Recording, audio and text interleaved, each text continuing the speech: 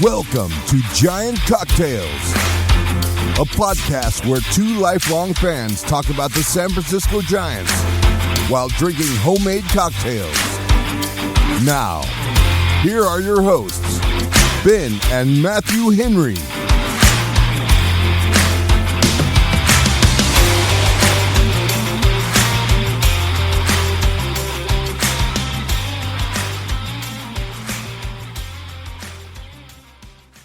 Welcome back to another episode of Giant Cocktails. I am your host, Ben Henry, alongside my brother, the dewy-eyed Matthew Henry. How you doing, Matthew? Dewy-eyed? Oh, Yeah, thanks, dewy-eyed. man.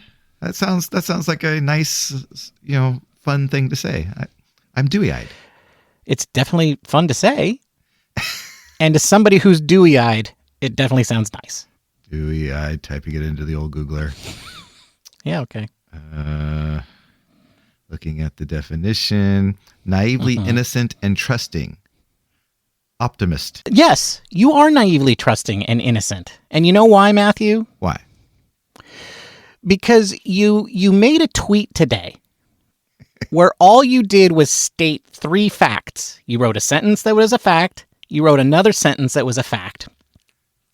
And then you wrote a sentence that was more like a mathematical formula, right? That is also a fact.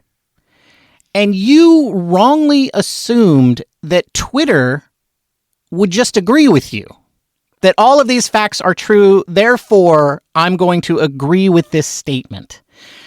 Instead, Twitter does what Twitter normally does and argue with you incessantly. And you tried to argue with all of these other people to be like, no, but the fact is the fact. And they just weren't having it, Matthew. No, they weren't having it. I got my wrist slapped on Twitter today by a bunch of people who feel like they know better. And so those of you who aren't on the Twitter, which, kudos to you. It says, I tweeted out, the Padres lost Blake Snell's first 5 starts in 2023, which is a fact. Fact. They missed the playoffs by 2 games. Also a fact. So Fact. no matter how good you pitch later, early games matter too. That was Also the a tweet. fact. Also a fact. That was the tweet. That was it. And boy, people came after me. Man, apparently Blake Snell is going to be a Cy Young award-winning pitcher this year. We just have to wait a month. That's right. And That's right. He's still in his spring training, Ben. Well, we're gonna talk about all of that. I'm just saying this is all the things that people were telling me today, and it Right. was I just wanted to point out the fact that these games matter too. But nobody seems to want to really agree with me on this, except, who did agree with me? Who's that? Number 1 fan, Cole Kuiper. Never heard of him. Cole liked the tweet, and that was good enough for me because there is no bigger fan than Cole Kuiper, and That's true. The thing is about Twitter, Ben, is that you and I are not pundits. We're not the ones that are digging into the stats and telling everybody what everybody's OPS plus is and all this sort of stuff and why it all matters. We're fans. And I'm frustrated that our quote unquote ace is pitching like crap. And so, I don't know why I have to defend that on Twitter. I will talk about that. I can defend it on our podcast because there's nobody here to argue with me but you. And I don't know if you're going to argue too much with me about that. So we'll talk about that later. So I'll shut up now and let you finish the intro. Okay. Before we get to all of that, though, I have a question for you that's slightly related. Oh, okay. Do you like to argue about baseball more than you like to watch baseball? No. I don't like to argue about baseball at all. I like to argue with you, and sometimes it's about baseball, but I really just enjoy watching baseball, and I love so many things about watching baseball, but arguing isn't one of them. Right. You like to watch baseball and you like to make your brother angry. Sometimes these two things overlap, but that's neither here nor there. Correct. Right? Correct.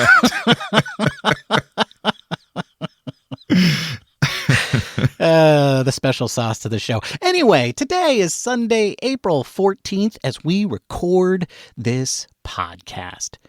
Your San Francisco Giants went 1-2 against the Tampa Bay Rays to bring their weekly total to 2-4. Their season record is now at 6-10, and they're 4-6 in their last 10. They currently stand in fourth place in the NL West, but because it is early, they're only 4 games back behind the first place Dodgers. And it's way too early to really be thinking about this, but it's worth noting they are 3.5 back of the last wild card spot. It's early, Ben, but may I point out it's 10% of the season. It's 10% of the season. So if you extrapolate this out, by the end of the year, we'll be 40 games out. You know what, Matthew? When I was in school, I knew that 10% of the work I just didn't have to do because I could still get an A if I aced all those other things. And did that work out for me often? I don't know that I would say often. Sometimes. Yeah, enough times. Some enough. Enough. But definitely not always.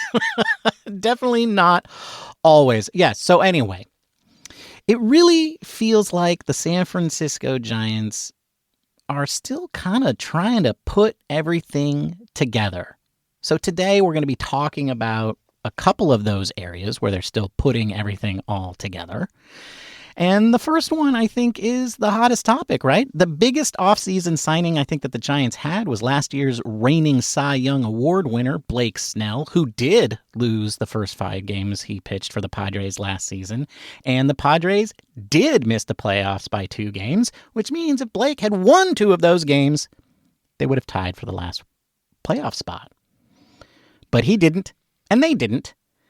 And so that brings us to, an important question of what should we be making of Blake Snell now after these first 2 losses, and where do we go from here?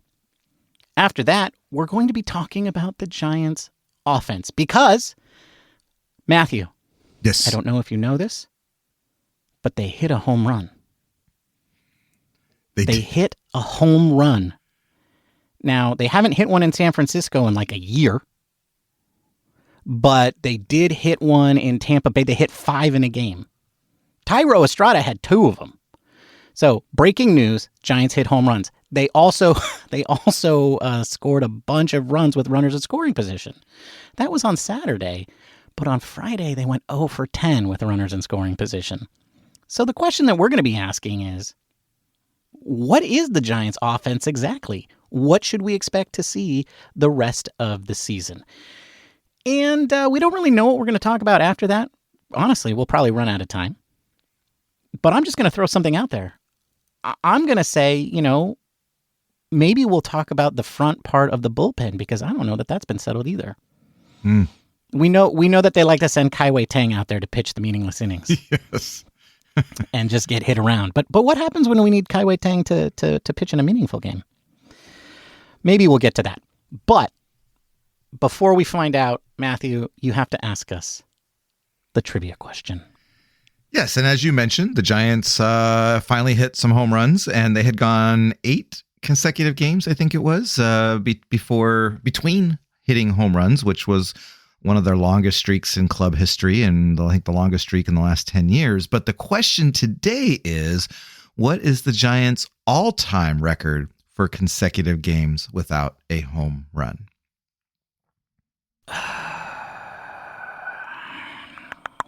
All-time since the live ball era, I'm assuming you mean. I don't even know when the live ball era started, but sure. 1920, Matthew. 1920. Okay. All right, you had to look that up too, so don't act like you know all that. No, everybody knows that.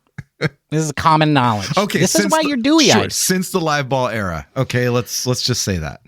All right, I'm going with 37 games. Wow. There were some bad teams in the 70s, man. I'm telling you. There were Johnny LeMaster, 30. there Dwayne Kuiper. Whoa. Dwayne played for the Giants in the 80s only. Okay. All right. Well, but anyway, that's my answer. 37 games. Okay. All right. We'll see if Ben is right or wrong at the end of the episode. And for those of you who think I'm negative, I'm talking about the 1970s Giants here. I'm not talking about our Giants. Our Giants are far cry from 37. And there's no disputing how bad the Giants were in the 70s and even early 80s. All right. Enough with the banter. Let's talk cocktails. Oh, right. Okay. All right. Thanks, Bob, for keeping us on track. What are you drinking, Matthew? Well, Bob, since I am, what was it, dewy-eyed? I thought I'd pull a drink that I've been working on out of the archives that I had apparently called a giant hit. That was the name of the cocktail.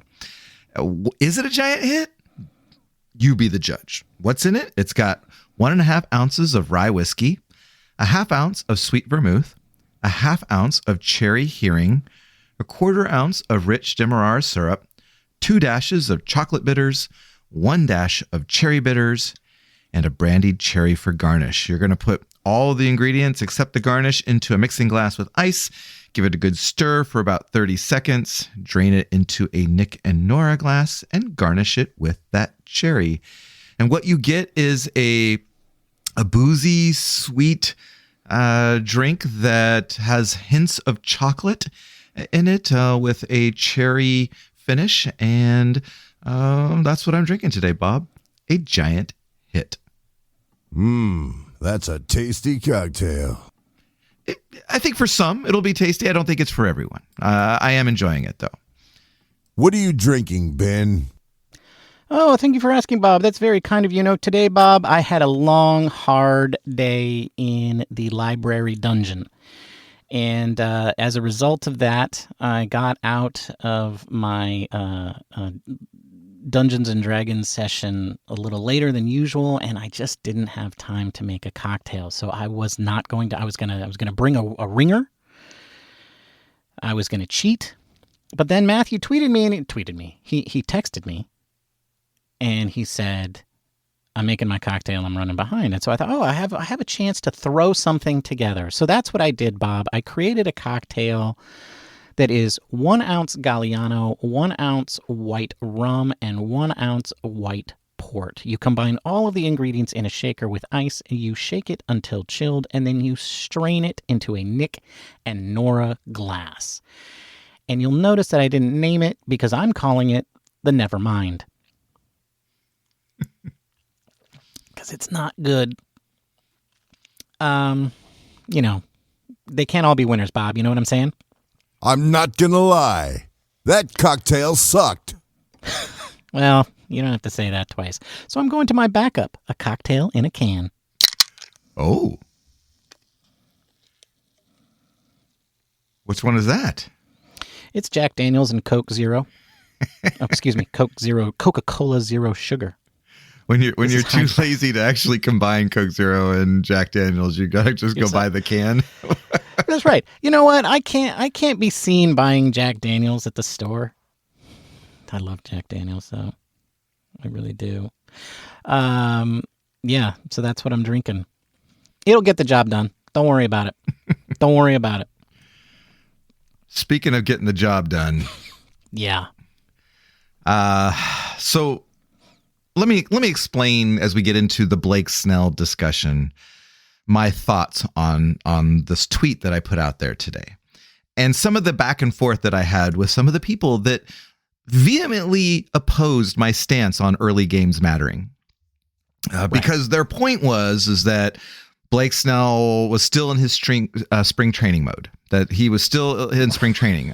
Right. The problem with that, Ben, is that the Giants are not in spring training anymore. Yeah.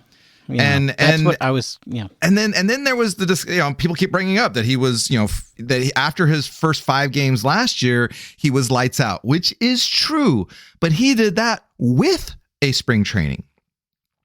And so and then you look at his overall record, Ben, and he's got 2 really great seasons. And then he's got 6 slightly above average seasons. And so my point was, and I may have said something, out of, as a fan, I said, we could have just put in Whisenhunt or Black in there and gotten these results, which so far we could have. Like, I don't think that Whisenhunt or Black would have been worse than what we've seen from Blake Snell Keaton so far. Wynn is pitching better than Blake Snell. Correct. So I don't know if I'm that far off on that. I'm just, as a fan, I am frustrated that we have signed an ace, because that's what we did. We signed a guy for ace money. I know it's only for a year, maybe. Well, at this rate, maybe 2 years. But I am frustrated because he is not pitching like an ace. And I don't entirely see how we can like blindly accept the fact that he's going to turn things around. Okay. Well, so the first thing I would say is that, he has only had 2 spring training games. So where those people are saying like, we should be cutting him slack because it's going to take him longer to ramp up, then, I get where they're coming from. But yes, the problem is that he's having these quote unquote spring training games during the regular season for the San Francisco Giants. So unlike spring training, where those games don't matter, these games do matter. And they are absolutely impacting the Giants' chances to make the playoffs, without a doubt. I think, though, that whenever we ask this question, and this is probably what all these other fans were thinking, is that, once the games are played and lost, there's nothing that we can do about those lost games. So we can't throw away the remaining, 30 starts that he's going to make this season and assume that they're all going to be bad. And, I would agree with that. I would agree that we can't just assume that they're all going to be bad. But I also agree with you that doesn't mean that we can't be frustrated with the way that this guy who was supposed to be an ace has been performing for the last 2 games. This is somebody that we're supposed to be excited about. This is somebody that we were supposed to rally around and was supposed to be one of the guys that was going to push us above the realm of mediocrity. And right now, when this team is already struggling, and then the starting rotation finally starts turning it around, he's the rough spot in the rotation, and that's just a really big letdown. It's a big letdown. And this is a fan podcast. We're not supposed to be here to tell you all like how it's going to be fixed or when it's going to be fixed or why it won't be fixed. We're here to voice our joy and frustrations at the way that the team is performing. And sometimes we might say insightful things, but folks, that's just dumb luck. Well, I think we're educated fans, but we're still fans. And Blake Snell was signed to be an ace. And he's not pitching like one. And people keep saying, he hasn't had spring training. Well, that's his fault. He chose not to have a spring training. So we're the ones now that are getting punished for that. And we're supposed to be okay with it? Like, we'll just let him find his way while we're stumbling to a 6-10 record? No, every start counts. Every start counts right now. We're already 4 games under 500. And in order to get back into contention, we're going to need quality starts. And right now, Blake Snell's still trying to find his way. And it didn't have to be that way, I guess, is my thought. And maybe if he had signed earlier, it wouldn't have been with the Giants. But then who would have been in our rotation right now? It would have been Carson Whisenhunt or Mason Black. And I feel like we wouldn't be in a much different spot, but we'd be finding out about the young guys. And so that wouldn't have necessarily been a bad thing. I'm kind of torn because I think that on one hand, the Giants absolutely did the right thing by going out and signing Blake Snell because he was available and he was coming off a great season, and you want as many of those good players as you can on your team. But it's not working out so far. And I think we have every right to be frustrated with it. Yeah, I mean, I think that the problem is that we do need to start asking ourselves, like, when is it going to turn around? How much of this do the Giants have to bear? And I want to read to you, like, everybody's like, oh, he's absolutely going to turn it around. He's going to be an ace. Well, there was this guy in 2022, Matthew, who had an ERA plus of 137, a National League ERA of 2.88. His fielding independent pitching was 2.25, which led the league. He struck out 12 per inning. He was an all-star, and he was 6th in the Cy Young voting. The next season, that guy, after he signed a massively huge contract, his ERA plus was 63. His fielding independent pitching was 5.79. His strikeouts per 9 dropped down to 9. And Yankees fans wanted to kill him. That's none other than our old friend Carlos Rodon. So there's a guy who was an ace, a sure thing, who had a track record of both mediocrity and success, and came back and had possibly his worst season ever. Now, a big part of that was because he got hurt. And I'm not saying that Blake Snell is hurt. But what I'm saying is that when you have guys with these sort of up and down track records, there's no guarantee that their next season is going to be amazing. And I think that is something that we as Giants fans do need to start to be concerned about. Is like, when is the real Blake Snell going to show up? And are we already seeing the real Blake Snell? And is 2 games enough? Everybody's like, no, it's not. Well, yeah, I get that. 2 games probably isn't enough. But unfortunately, these games matter. And I think that ultimately that is the point of that original tweet that you made, which is like, these games matter. And so it is upsetting and disappointing for us as fans to watch us lose them. It is not, and especially lose them in totally uncompetitive ways. Right? Just absolutely just non-winnable games. And that's really upsetting. Right? Right. And I don't know that like the tweet, I understand that your follow-up was that we could be doing better with, or equally well with, the young guys. And don't get me wrong, because I talked about that all during spring training, right? Like before Snell was signed, like I was on board. I'm on board with letting the young guys go. And it's hard to believe that they could be doing any worse than this. Correct. Right? Right. And so, and at the very least, you would be watching that and you'd be like, oh, yeah, no, Mason Black is or isn't ready. Carson Wisenhunt is or isn't ready. And so I do think these games absolutely do matter. I think it is definitely okay for fans to be concerned about them, while also recognizing that, yeah, there's still a long way to go. But at the same time, like the Ben in me wants to say Blake Snell's got to put it together fast. Right? It's not okay that he's getting blown out and is being uncompetitive in these games. Right? Maybe it's understandable, but it's not okay. And as a fan, like, I want him to fix it. And the main person who's going to fix it is Blake Snell. And like, fix it. Fix it now. Right. And that's, because I'm an irrational, unempathetic fan, which is my right. That's basically what fan means. I'm crazy.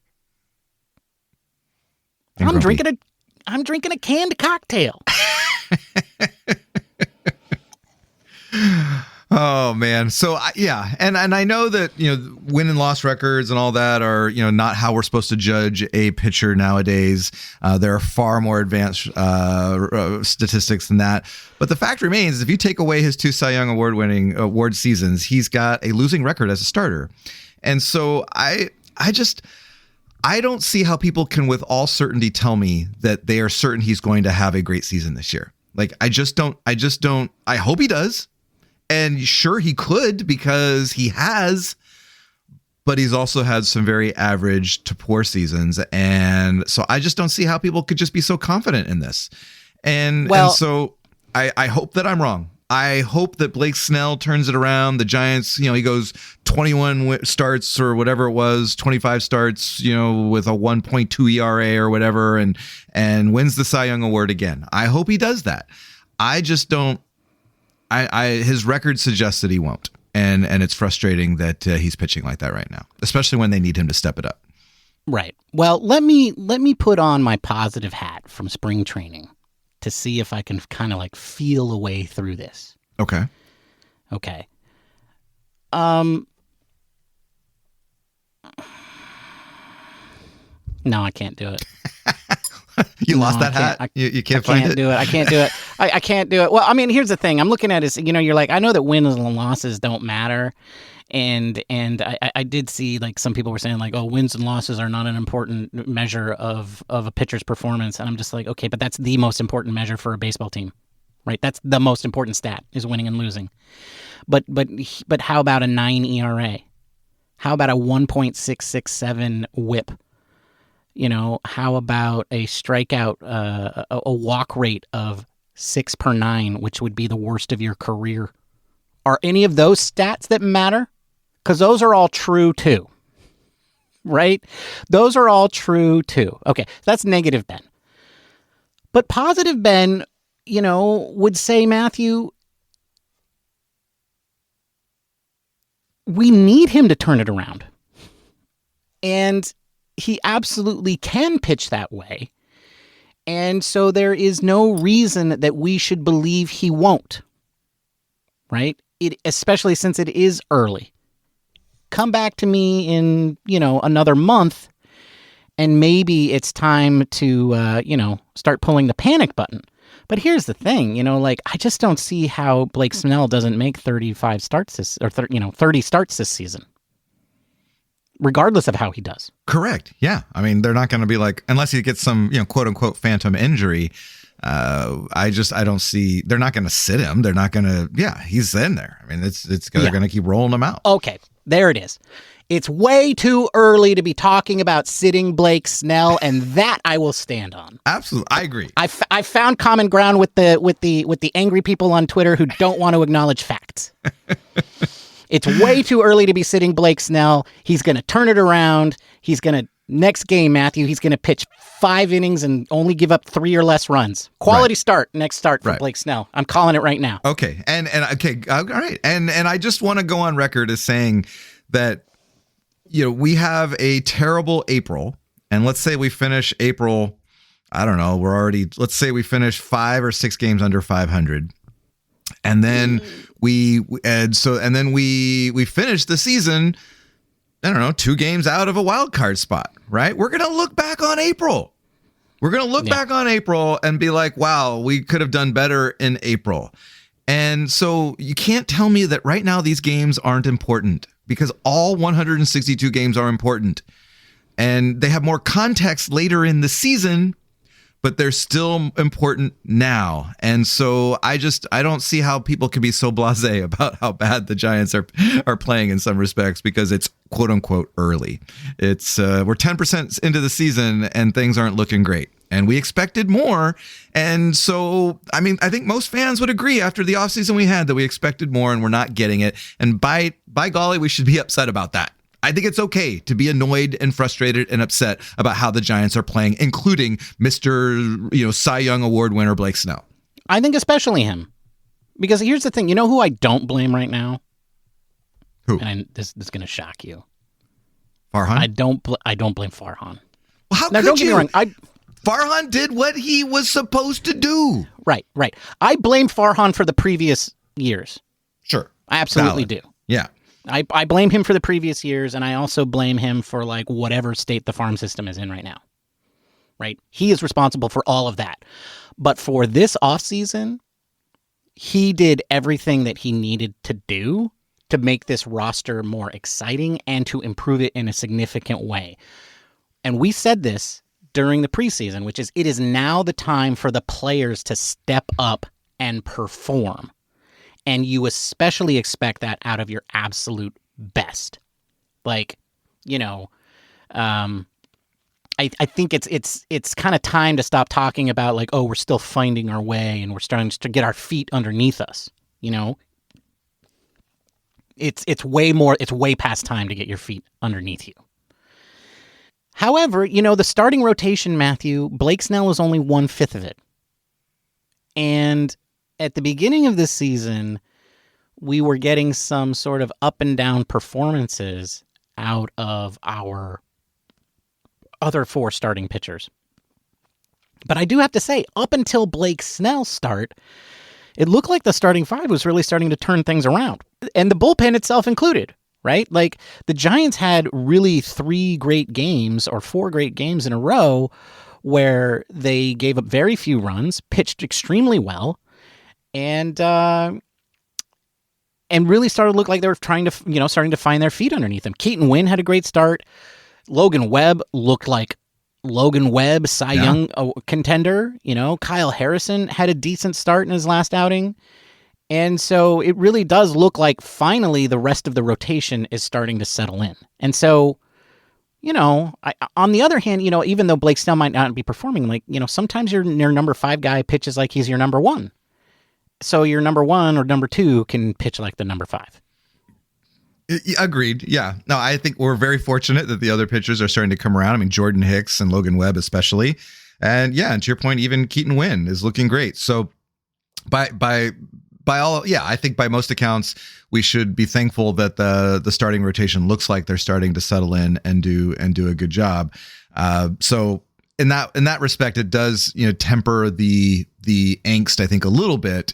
But our offense is not performing at a level, I think, where we can get away with some really bad starts like we did today. And maybe that's a good segue into talking about the offense, because this weekend against the Rays, I think, was maybe a microcosm of our season.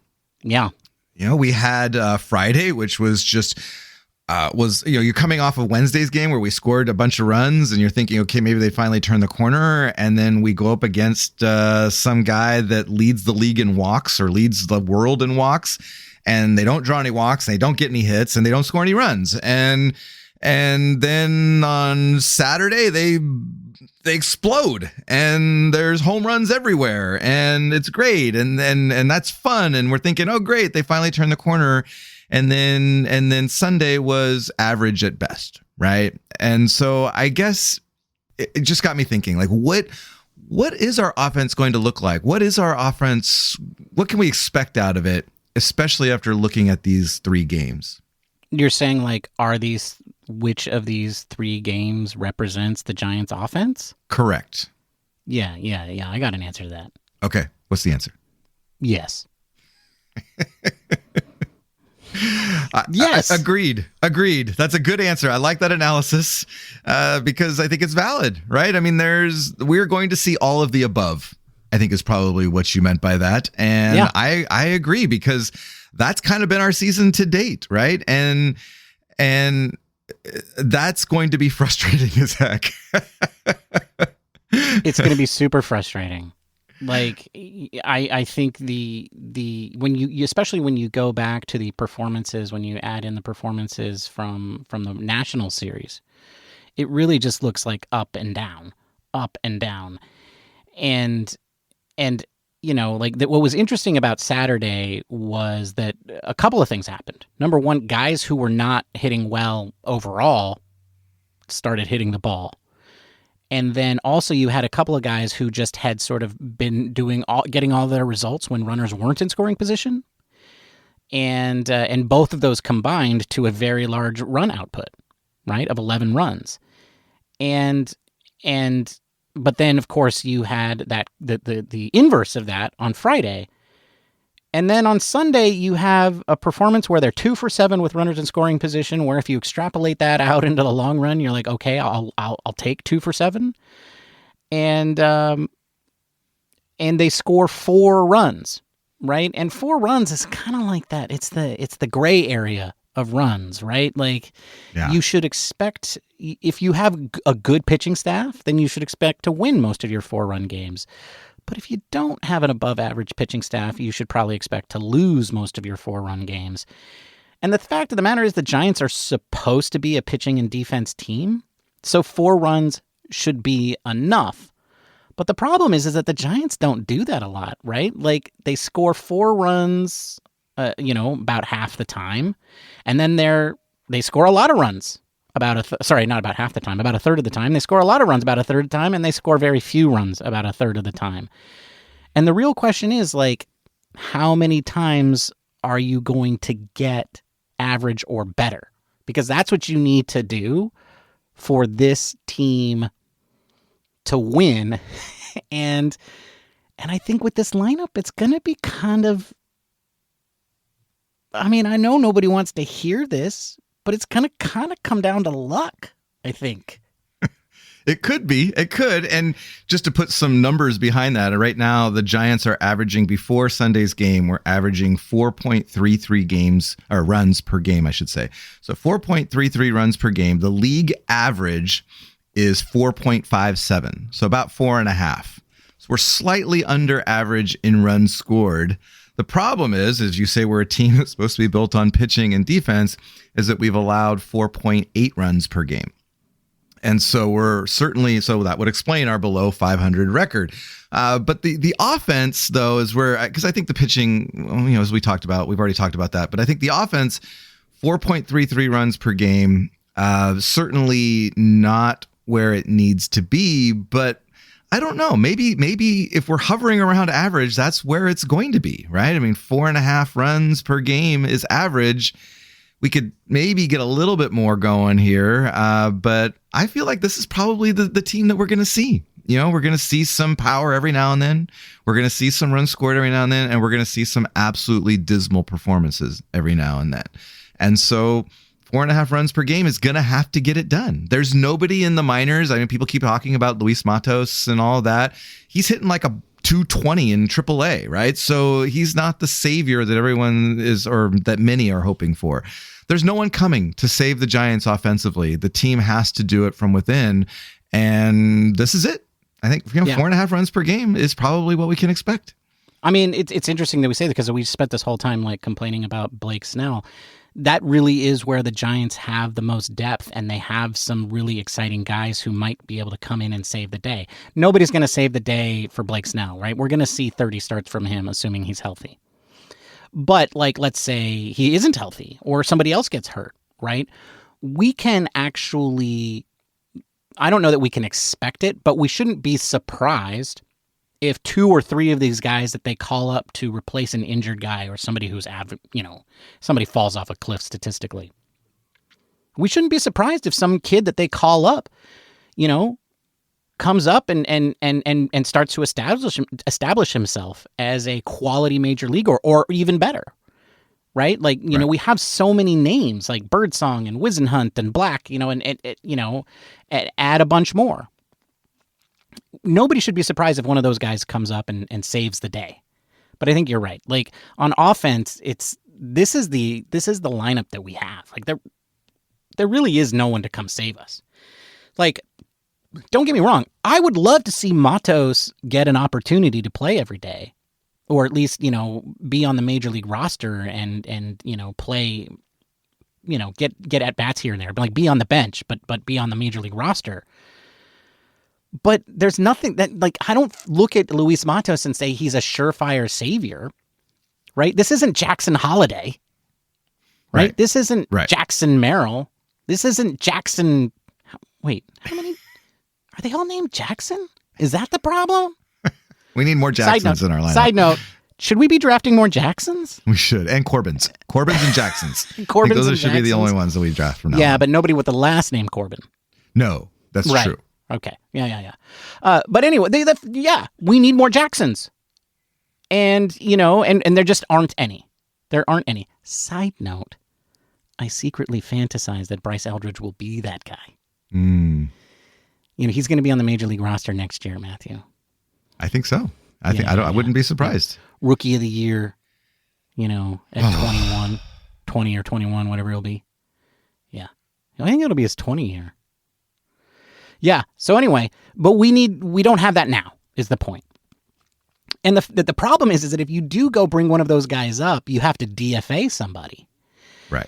And it, it is interesting though, because I fall into this trap too, Matthew. Like, as frustrating as this team has been, and as much as I like some of these players, like on I don't remember what game it was, but it was either yesterday or Friday. I think it was yesterday.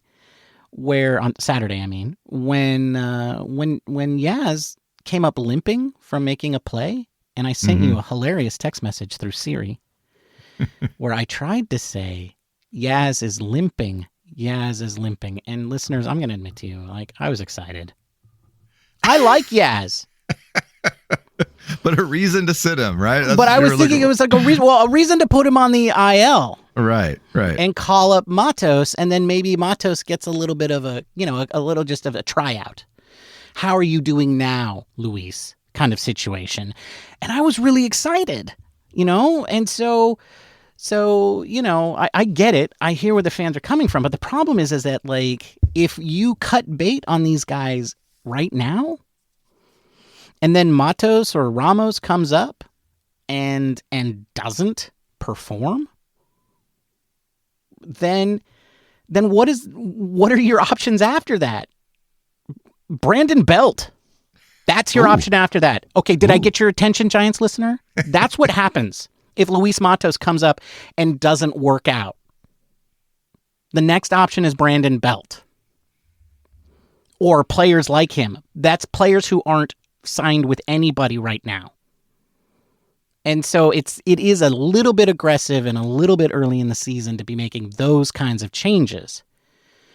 And then as for like Ahmed and Luciano, that's the problem with Luciano is like, he's going to replace Ahmed. And Ahmed, first of all, isn't the problem offensively. No, right? He's actually one of our better hitters at this point. Right, which is ridiculous. It is ridiculous. That's not an indication of how bad things are going. I mean, and also how well that Ahmed has been hitting. Yeah. He's been hitting above what we should expect him to do. But the real thing about him is his defense. And I know the eye test. I know it, like every ball looks like it's not going to quite make it to poor Lamont Wade. And Lamont Wade Jr. looks a little bit uncomfortable taking all of his throws. I get it. But they're getting there. They're getting there, and he's making the plays. And his outs above average, he's the best on the Giants right now. He's the best defender that the Giants have right now. And that includes Patrick Bailey and Matt Chapman. Yeah. So there's no reason to bring up Luciano to replace that unless Luciano's going to, hit the lights out. And there's no reason we should expect that Luciano is going to come up and hit the lights out. And then what are you going to do? You have either you send down Fitzgerald, who, by the way, is also one of your better hitters. If we're complaining, we should complain about the fact that Fitzgerald isn't playing more. Right? Yeah. Well, Fitzgerald leads the team in batting average at 375. Right. After having an 0 for 3 and then not playing for a huge amount of time. Correct. Yeah. I do think it is interesting that he hasn't played more. Right. He had that one game where he played really well and then he didn't play for 2 days, or he didn't start for 2 days. I said on the Wednesday show that he should start, the Thursday show, that he should start in the next game. He didn't. What I was thinking just now, too? What we haven't learned yet through 15 games is who are the backups, like at third and second. Matt Chapman and Thairo Estrada have played every game. And every inning. So we haven't seen, I'm assuming it would be Wilmer Flores spelling Matt Chapman at third, but we haven't seen that yet. Yeah. We haven't seen, I'm assuming, Tyler Fitzgerald maybe playing second base, but we haven't seen that yet, which is real indicative to where I think that Bob Melvin's a little afraid to kind of dip into that. He's not entirely confident, I think, in that. That is a really interesting question because I was assuming that he was just going with Chapman and Estrada because they were struggling at the plate. And that he was the kind of manager who was like, these are my guys. Like, this is my starting third baseman and this is my starting second baseman. And if they don't hit, then we're in real trouble. So I got to just let them work through it. And that's why I'm putting them out there every single inning for every single game. But it is interesting that you say that because maybe he does feel like he doesn't have a backup third baseman and he doesn't have a backup second baseman, because I think the leading answer in both of those situations is Fitzgerald. And this was a guy who was hitting well enough that he should have been stuck in whatever position you most feel comfortable with him to play, and then you didn't do that. Yeah. So that is an interesting question. Who is our backup second baseman? Who is our backup third baseman? Are they both Tyler Fitzgerald?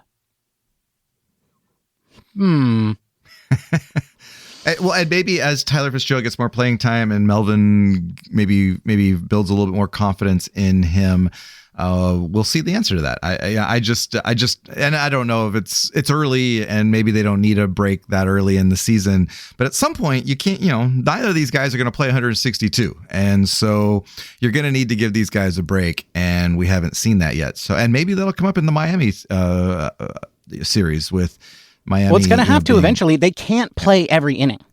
Correct. They can't play every inning. So it has to come up. But it is interesting to me also because, like, one of the guys that I would expect you to put there is Wilmer Flores, especially at third base. Yeah, I know that you are probably more accepting of him playing second base than I am. Like, I don't want to see Wilmer play second base ever again. You believe otherwise, but I think even though you could find a way to get him in and maybe move other guys around, and that surprises me too, because Wilmer is one of your better hitters, right? Right. And so far it feels like Melvin is treating him as a bench player. Like, he's a bench player who gets a lot of at bats, but he's a bench player. Right. I mean, he has 30 at bats through Saturday. And which is more than like Slater, but only slightly more than Yastrzemski, who missed a few games, and actually he has fewer at bats than Patrick Bailey, who sits out every few games. So, there's certainly more opportunities for Wilmer Flores, or should be anyway, because based on last year and even this year, I mean, he's been one of our better hitters. So I feel like that's going to be. And we mentioned this last week. I think Soler's signing really complicated Wilmer Flores' playing time. And if Bob Melvin doesn't have trust in him to play defense, then you're really basically have two DHs or a halftime first baseman in Flores, and that's it. Yeah, I mean, that is interesting, right? That you have a halftime first baseman who can also DH as one of your bench players, and you won't play him anywhere else. And that's the roster you were given, and so you're playing it to what you are most comfortable with. And it's a little bit different than it was in the Kapler era, right? Yeah. Where I think it was more like the roster, I felt like was... Like, I always got the sense with Kapler why it was like, yeah, this is exactly how I would do the roster too. And right. I know exactly how to play this roster. Exactly. I mean, it was set up for platoons in some positions, and you just knew that those were going to be platoons. And now you're not so sure when Flores is going to start. And on some respects, you pretty much know what the lineup's going to be. You know who's going to be in the lineup every day, and I guess that's a difference, and that's could be a good thing. But when it comes to Wilmer Flores, it certainly hurt him, I think. Right. Well, I do want to talk quickly about Kaiwei Teng and Eric Miller. Oh, but before I do want to call out Thairo Estrada, because I think we mentioned on the last show that like he needs to turn things around. If he doesn't turn things around, then this lineup is going to be way worse than we thought it was going to be. Right. And it's not even like he needs to be great, but he needs to be average, and he was well below that. And it was nice to see him have that huge game with the 2 home runs and all of that, and then also followed up with another hit today on Sunday. Well, suddenly, in his last 7 games, he's batting .348. Right. And it's because, I mean, he said, like, on the show, like on the after-game show, that he wasn't really changing his approach. He was just looking for his pitch to hit. But it certainly seems like his idea of what his pitch to hit changed. Because instead of being a slider that was tremendously outside and nobody could hit, he's decided that's not a pitch that he wants to swing at. And so, something like, maybe his approach didn't change, but his idea of what a good pitch was changed. And that can only be for the better. So I hope that turns into a trend, because that is certainly going to give us a more consistent offense that is going to be on the 4 and 7 run side than the 1 run side. Yeah. Okay, and I know I'm kind of springing on you, and like I don't think we prepared for it in any way, but I did want to briefly talk about Kaiwei Teng and Eric Miller, because at the beginning of the season, remember way back then, Matthew? Vaguely. It seemed pretty clear that like that portion of the bullpen was totally unsettled, right? This was way back when Joey Bart was a Giant, who, by the way. Of all the 13 position players that the Giants called up, he might be having the second best season after Conforto. For those of you who don't know, don't go look at Joey Bart's stats as a Pittsburgh Pirate. He's played in 3 games. He's got 2 homers.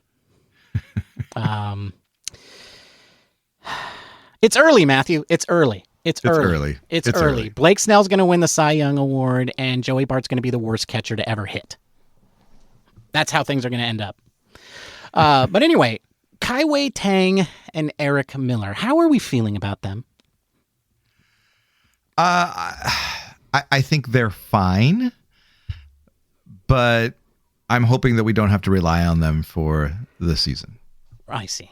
Yeah. I think Eric Miller is. I mean, he's been better. I at times I think he's been good.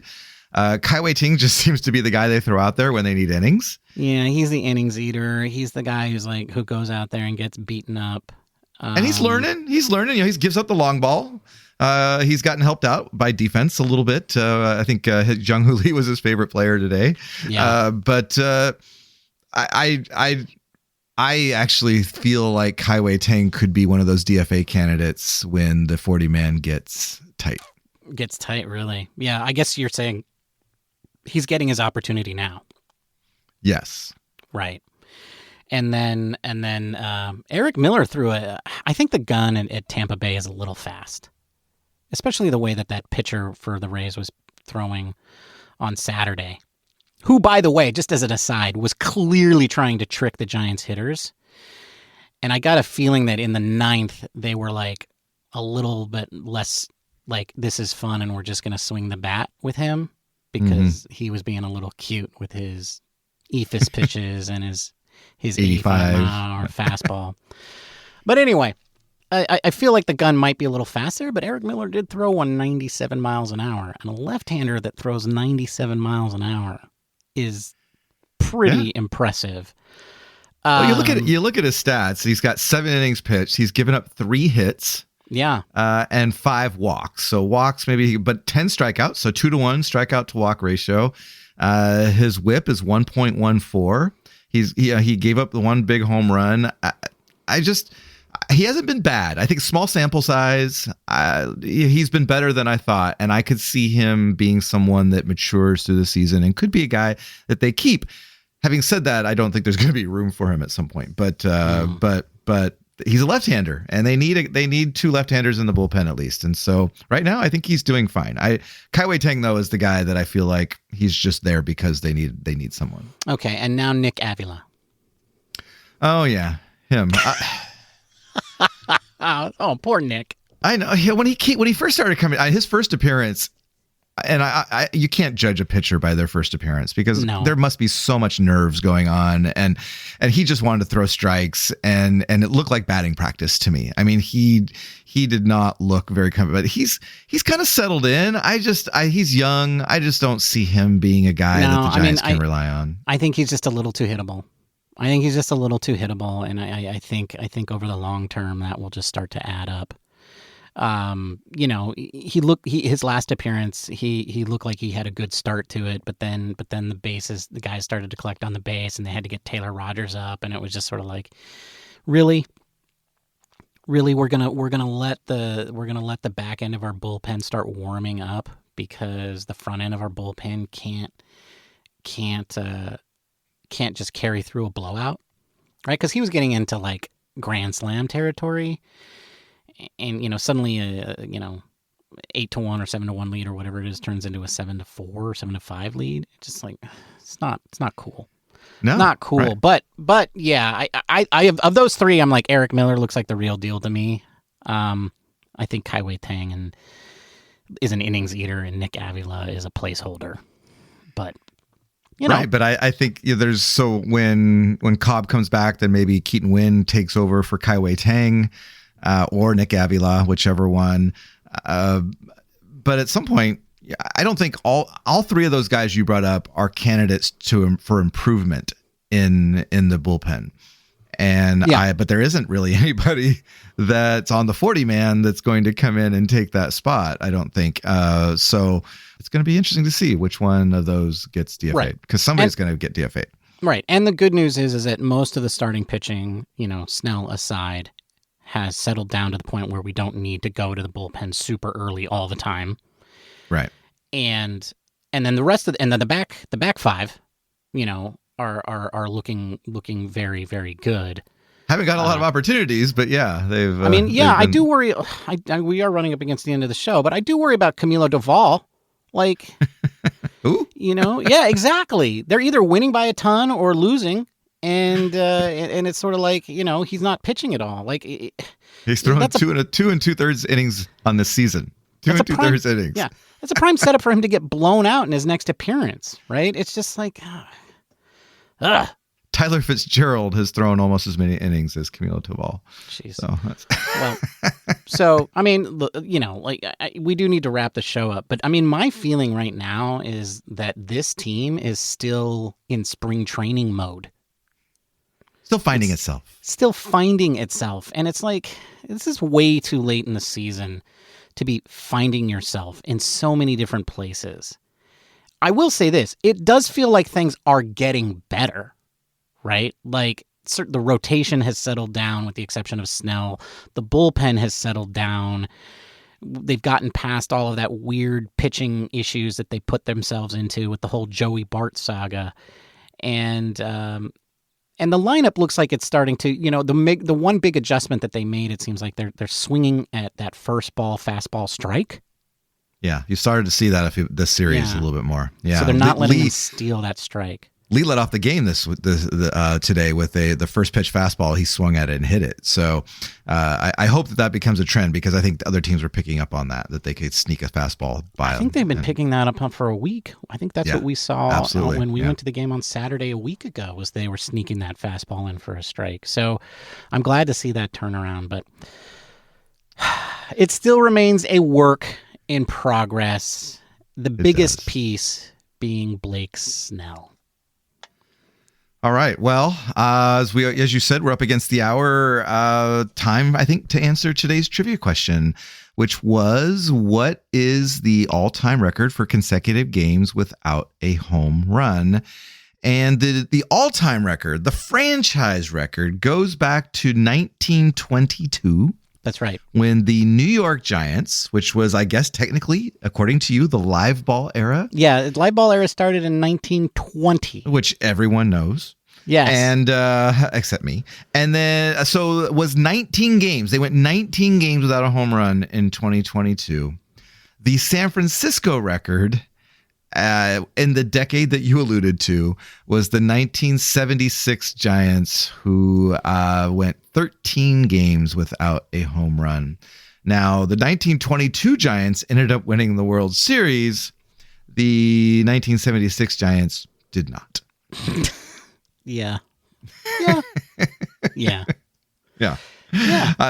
Which is really weird. You go and look at the baseball reference data for 1976, and there's 2 divisions of 6 teams each, which is really weird to see. It's right. if you're not used to that, it's like, oh yeah, right. There were only 2 divisions, and it's really strange. But anyway, that is the answer to today's trivia question. 13 games for the San Francisco Giants, 19 games for the New York Giants. Looking ahead, Ben, I said this last on Thursday, but maybe the Giants can get healthy against a 3-13 Marlins team. Maybe. Maybe they could turn things around. Maybe they could get the offense rolling and the pitchers pitching and just roll over the Marlins, who are struggling both offensively and defensively. Yes. So that's what I'm going with. I'm going with a sweep in Miami, Ben. I'm going to say, I said they're going to go 1-2 against the Rays, and that turned out to be true. I feel bad about that. So I'm going to say they're going to go 1-2. I'm going to say that they're going to go 1. They're going to beat them Marlins. They're going to go 2-1. 2-1 against the Marlins. One thing that I always like to do is I like to look and see what most prominent players played for both teams.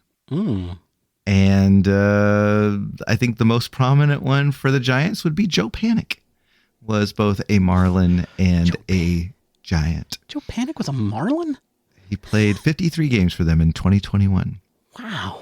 For the Giants, he had a career 6.8 WAR. For the Marlins, in his 53 games, has a -1 WAR.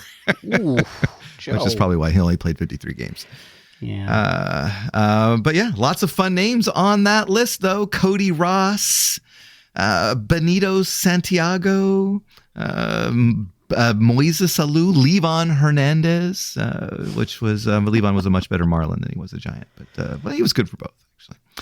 All right. Anyway, that is all the time we have for today, folks. Don't forget to subscribe if you haven't done so already.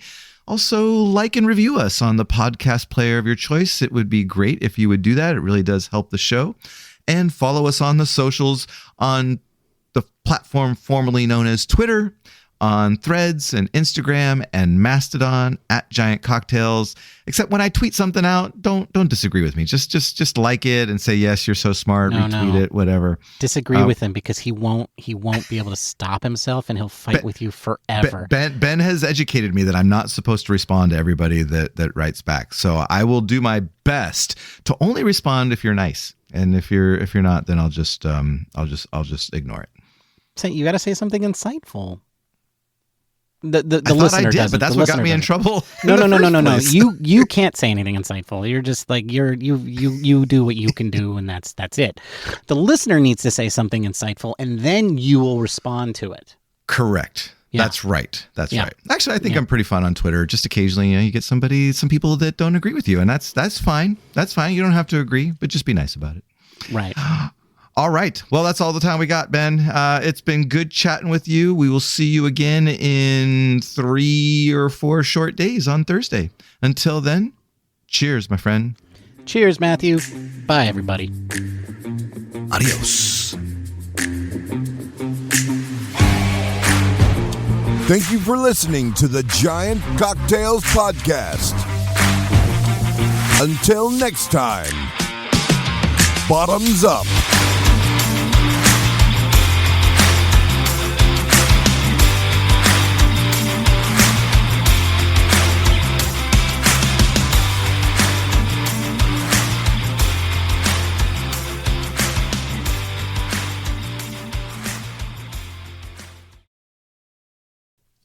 It's 3 days, Matthew. It's 3 days. Yeah, it's 4 from now, but 3 from tomorrow. And I just, we're going to record it in 3 days. So yeah, exactly. All right. I gotta take off my socks, start counting on my toes. It gets confusing. Yeah. When you get to 3, I only got 2 toes. I don't know. I got 2 toes.